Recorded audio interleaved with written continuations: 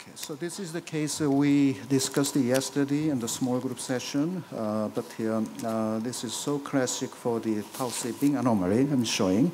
So believe me, this is a sinusolysis. I don't want to go over to the atrial anatomy.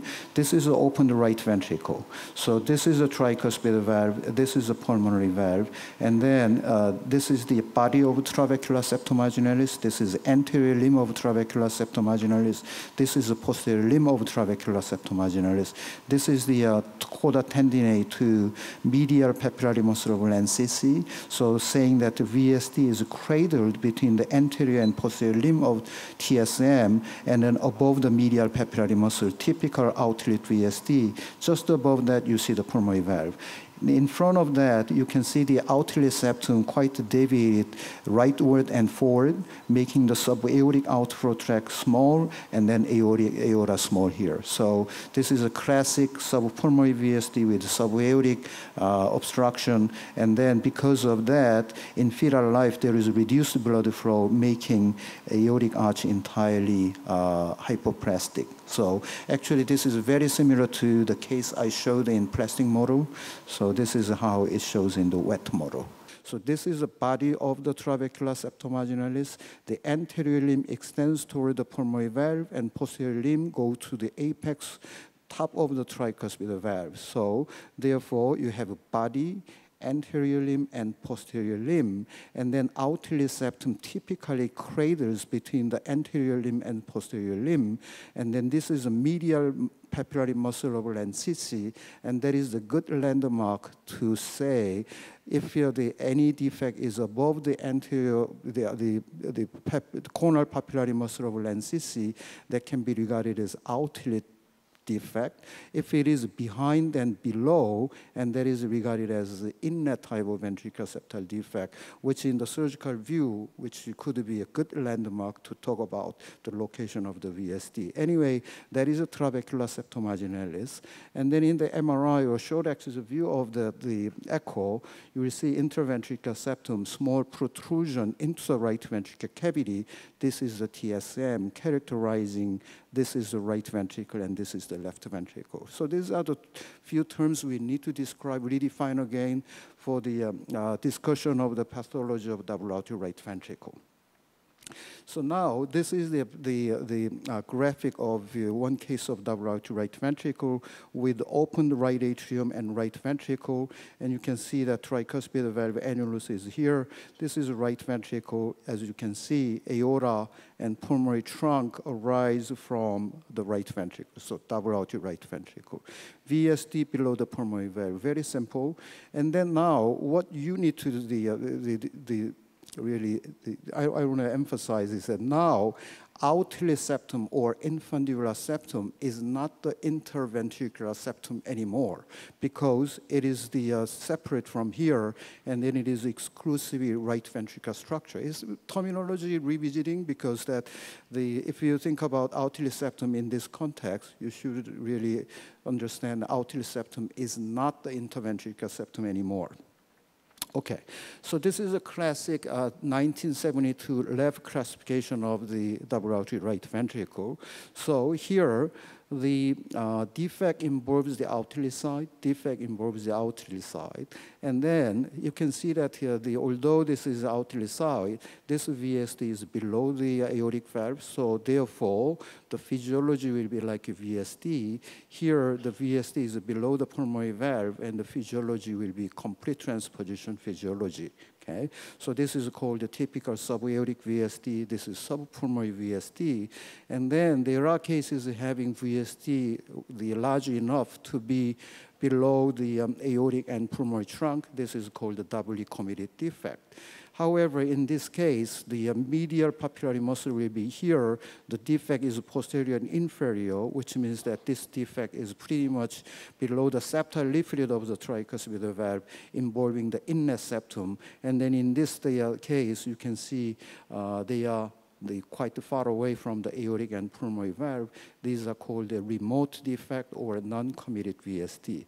However, so to make these the morphologic difference, we need to think about these 4 variables. One is that where is the VSD within the ventricular septum, in inner septum, trabecular septum, or outlet septum? The second is that orientation of the outlet septum relative to the VSD. Here, outlet septum is on the left side of the VSD, making this VSD isolated from the pulmonary trunk and below the aortic valve, while that the VSD is a similar location, but the outlet septum is on the opposite side, isolating the VSD from the aorta, while that is solely committed to pulmonary trunk. That is the orientation of the outlet septum. Okay. Here in the remote, it is not really related to the margin, as it is above the VSD. And then also, the great arterial relationship is important, like this. So same heart here, if here the great arterial trunk is opposite, those are rare, but that happen. And then with the same the ventricular anatomy, this VSD, which should be the subaortic in usual situation, however, it can be subpulmonary. While in usual situation, this is subpulmonary. If the great arterial relationship is opposite, it could be subaortic. Okay. And then also important is the extent of muscular infundibulum. With the same heart, what if here the aortic valve has a long tubular muscular infundibulum, and then with the same location, it appears remote to the aortic valves.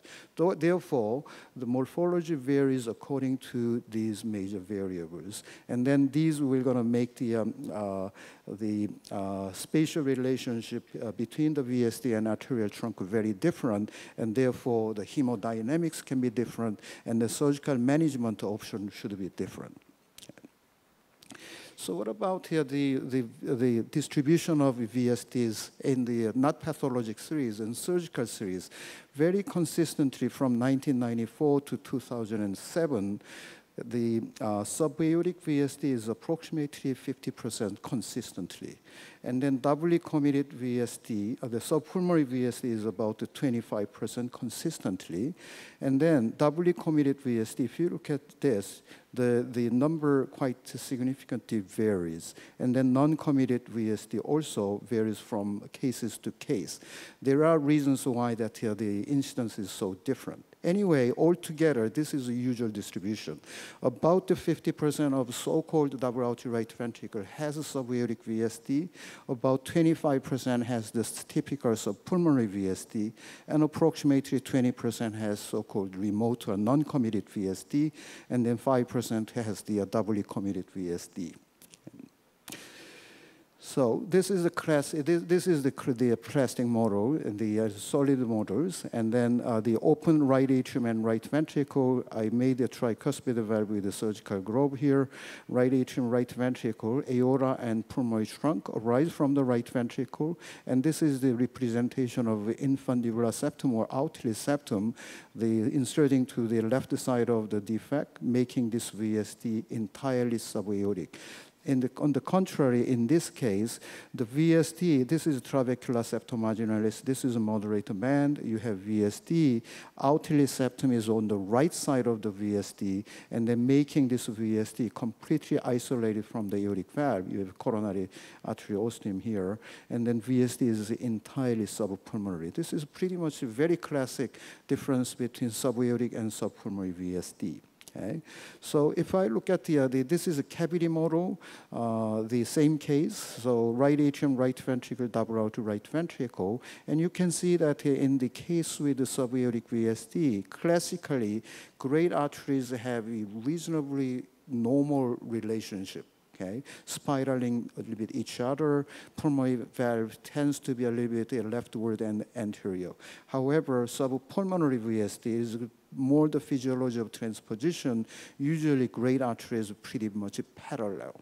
Okay, so and then you can see that VSD is just below the pulmonary valve. Here that VSD is behind and then below the aortic valve. So looking at the inside of the subpulmonary VSD going back, so this is the representation of tricuspid valve, pulmonary valve, and then you have a Y-shaped trabecular septum marginalis.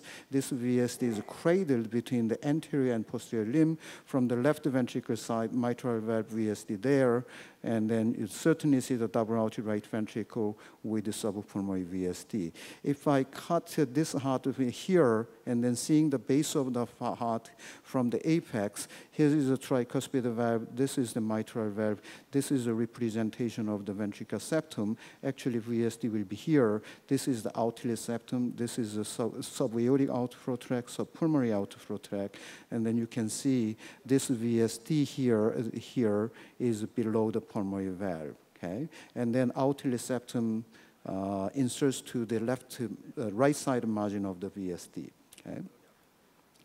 So this is what the pathology specimen is. The very similar Y-shaped the trabecular septum marginalis. VSD is cradled between the anterior and posterior limb. VSD is cradled between the anterior and posterior limb.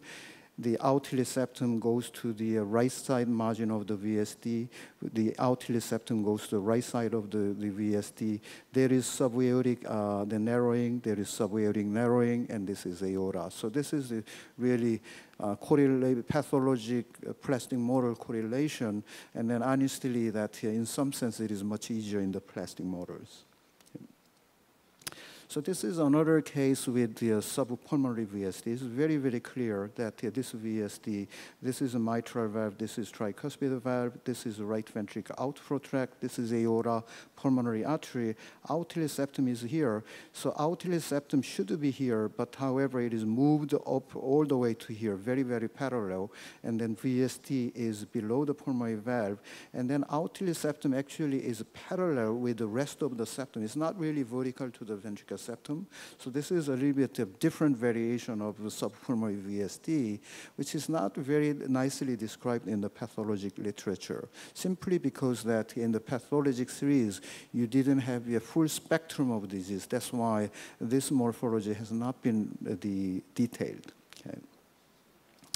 So as compared to this, what I'm talking about is that both are subpulmonary VSD, but however, the orientation of the infundibular septum here and orientation of the infundibular septum here with the same physiology, there is a little bit different. So intracardiac anatomy might appear quite different, and then surgeons might feel uncomfortable if he or she expects this the morphology, while that morphology is like this, and then can be confused. However, if you have a plastic models in your hand from the CT or MRI before the surgery, you wouldn't have any unexpected scene at the time of surgery. This is the value of pre-operative provision of the plastic models for the surgeons.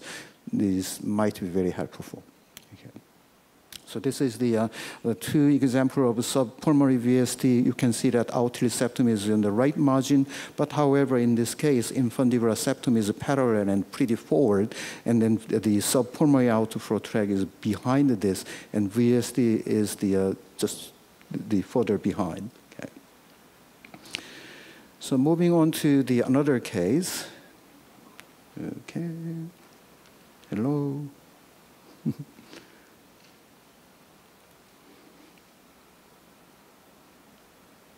It's just 1/3, but on to move. We tested everything just before this presentation. Okay, what happened? So shall we go out and then reload? Okay, let me see. Okay, here we go.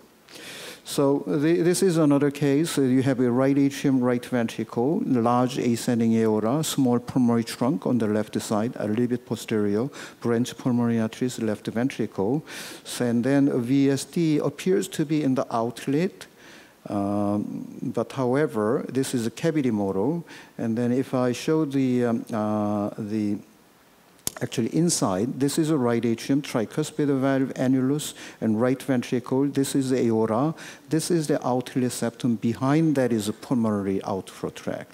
And then you can see VSD is very, very close to tricuspid valve annulus, which means that trabecular septum marginalis will be here. This is a typical perimembranous inlet VSD, having the quite significant distance from the aortic valve and pulmonary valve behind. Okay, this is the basal views, tricuspid valve annulus here, and then mitral valve annulus here. So you can see that here aortic valve annulus, pulmonary valve annulus, infundibulum septum, definitely remote from both arterial valves. So this VSD is. Okay. This is a classic remote VSD. So this is another case showing that you open the right atrium, right ventricle. This VSD appears to be inlet. However, great arteries are related in such a way. Outlet septum is not on either side, the right or left, but it is on the top of a VSD.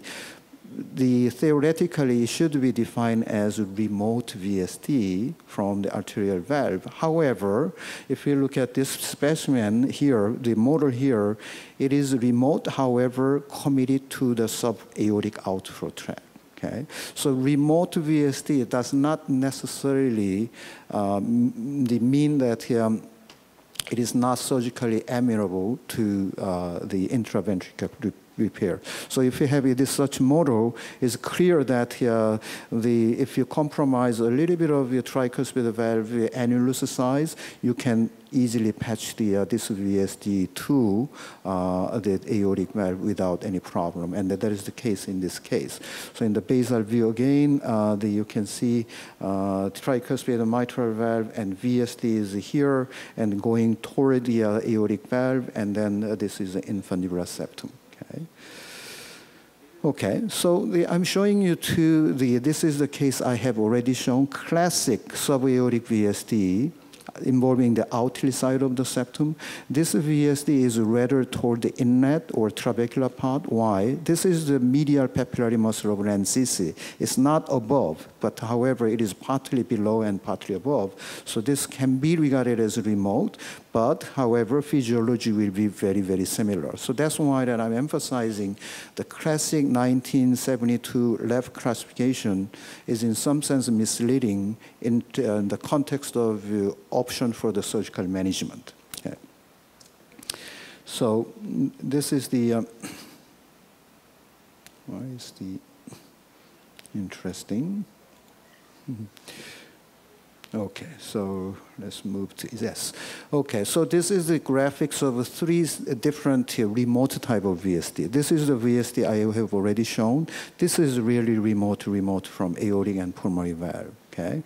However, this VSD, although it is quite involving the inlet, this is the expected location of AV conduction tissue, but from the quite remote, but it is physiologically close to the pulmonary valve, while in this VSD, which is also a little bit toward the inlet, it is subaortic. So it is worthwhile for you to classify so-called remote or the VSD into three different types: remote subaortic, remote subpulmonary, and remote type of thing.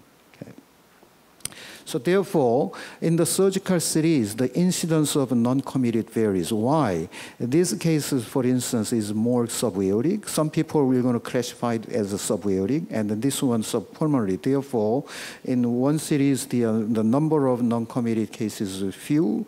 However, in some series, non-committed VSD is really, really large. So there is quite a gradient between here and here and here and here. Okay, so this is another case with the right ventricle, left ventricle, double aortic right ventricle.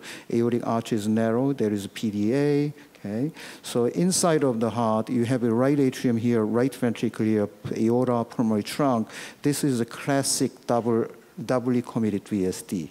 So from the left ventricle side is the same. However, there is a small infundibular septum here. Okay, in the basal as short axis view, you have the tricuspid mitral valve, and then you have a large VSD committed to the aortic and pulmonary outflow tract.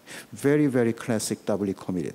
However, absence of infundibular septum, the very hypoplastic infundibular septum, this is classically reported as doubly committed. However, there is some difference.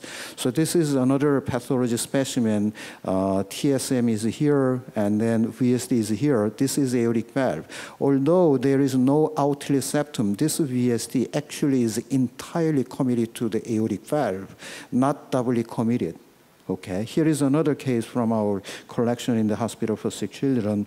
Trabecular septum marginalis, VSD is here, aorta is here. This VSD is not doubly committed. It is the subpulmonary VSD.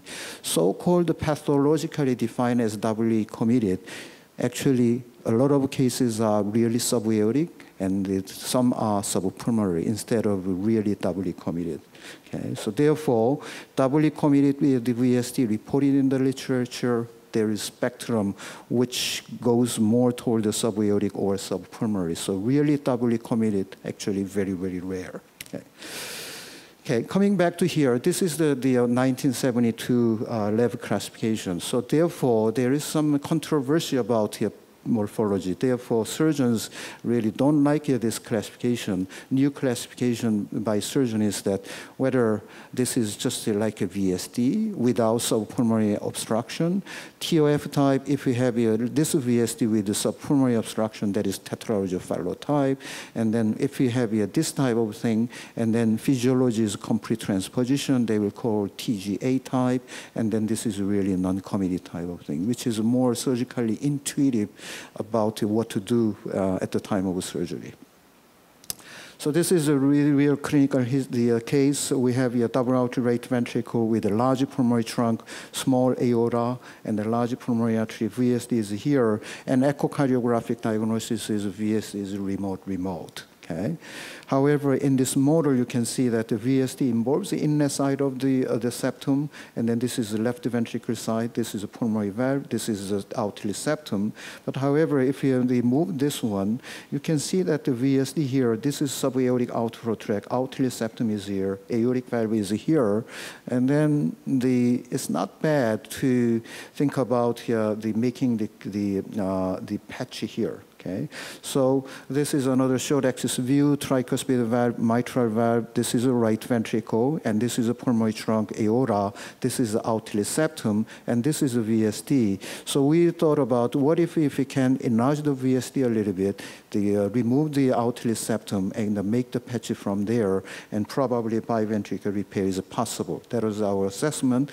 And then we thought about here whether the dimension from the tricuspid valve to outlet septum is large enough, yes, and then whether we can patch the VSD in this way. So we made additional the model which simulates the surgical view. What it is that I'm a surgeon, I'm sitting in this side, this is open the left atrium, this is the right atrium, so this is tricuspid valve annulus. Surgeons will going to look at this VSD from right atrium side, and then he or she will see the VSD here, and then opening up, this is the outlet septum leading to the aorta and pulmonary valve. So this is the labeling for the same anatomy, and then this is actually surgical scene. It takes a little bit of time to explain, so I wanted to skip it, but there is a really good correlation anatomically. This is after removal of all obstruction, and then was successfully done with biventricular repair. So this is the case which the Dr. Wally from Seoul National University Hospital asked me for an opinion. Is a newborn with unusual superior-inferior relationship of the ventricles and double outlet from the inferiorly positioned right ventricle. So this is a left ventricle, this is right ventricle, this is a huge VSD, aorta is here, and this is the right lateral view. there is left atrial appendage, right atrial appendage juxtaposed, and superior vena cava, inferior vena cava, pulmonary veins here. Very complex, right? So inferior right ventricle giving rise to the aorta and pulmonary trunk. But however, if I rotate this motor in my hand, it's very easy. So you have superior inferior vena cava to the right atrium, and then this is the left atrium, left atrial appendage, right atrial appendage juxtaposed on the right side. This is the left ventricle, right ventricle. You can see that the right ventricle gives rise to aorta and pulmonary trunk from far from the lower part of the right ventricle. And then the aorta is very, very elongated. And then this is pulmonary trunk. There is a PDA. Okay? Pretty simple looking anatomy, but with the imaging, it's very difficult to fully understand this. So this is the inside. You can see that the right ventricle, left ventricle, this is the aortic outflow tract, pulmonary outflow tract, and infundibular septum. So you might think about the patching from here all the way down to here to the aorta, and then leaving this space. But I understand the surgery has not been done yet. Okay. So anyway, this the type of heart is described as topsy-turvy heart by the late Bob Freedom. Okay. Okay. So this is so-called topsy-turvy cake. I'm not familiar with this, but probably Americans know this cake. Okay, so let me move on to the double aortic right ventricle. What are the associated abnormalities? Juxtaposition of the atrial appendages from time to time we see, and the straddling or overriding of the atrioventricular valve, and ventricular outflow tract stenosis is quite common, either subaortic or subpulmonary. And then obstructive lesion of the aortic arches, it can be seen when you have subaortic stenosis. And this is the embryology in the morning nicely presented about the straight tube to the D-looping. And then in this side, that to have the normal development, you should have AV canal move to the right side, and then truncus arteriosus, the outflow tract moving to the left, and then double aortic right ventricle is regarded as deficiency of this movement to the left side. And then, as you can see, and then there is a chance of atrium having insufficient migration to the right side, and then you may have your atrial appendages remaining on the left side of truncus arteriosus. Therefore, you can have your juxtaposition of the atrial appendages in some sense a higher frequency than in other congenital heart disease. Okay. So what is the valve straddling? This is the usual complete transposition with a little bit of overriding. So infundibular septum is here, tricuspid, right? This is right ventricle, this is left ventricle. It's sort of a double aortic right ventricle. So, and then straddling happens this way. You can have a part of the mitral valve migrating into the right ventricular cavity, and then having a kind of third papillary muscle below the pulmonary valve here. So, and then you have subpulmonary VSD with the straddling mitral valve. Pathologically, it is well described. The straddling mitral valve is a high association with the Tau-C Bing anomaly, and then that is through the anterior outlet defect, as shown here. So obstruction. So this is a classic subaortic VSD. This is a classic subpulmonary VSD. Okay. So here you can see outlet septum is in some sense deviated toward the pulmonary side, and then this is the outlet septum toward the aortic side. Therefore, when you have a subaortic VSD, you have a high incidence of subpulmonary outflow tract obstruction. When you have subpulmonary VSD, you have a high incidence of subaortic the outflow tract obstruction, and then small ascending aorta, this case interrupted aortic arch. Okay. We'll skip this.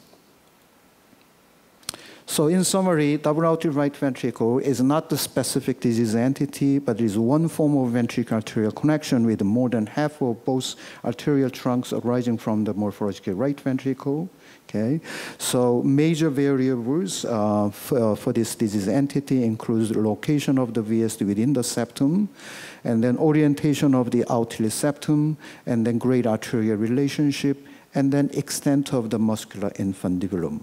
Okay, thank you very much for your attention. I will spend just 3 minutes more for the wet specimen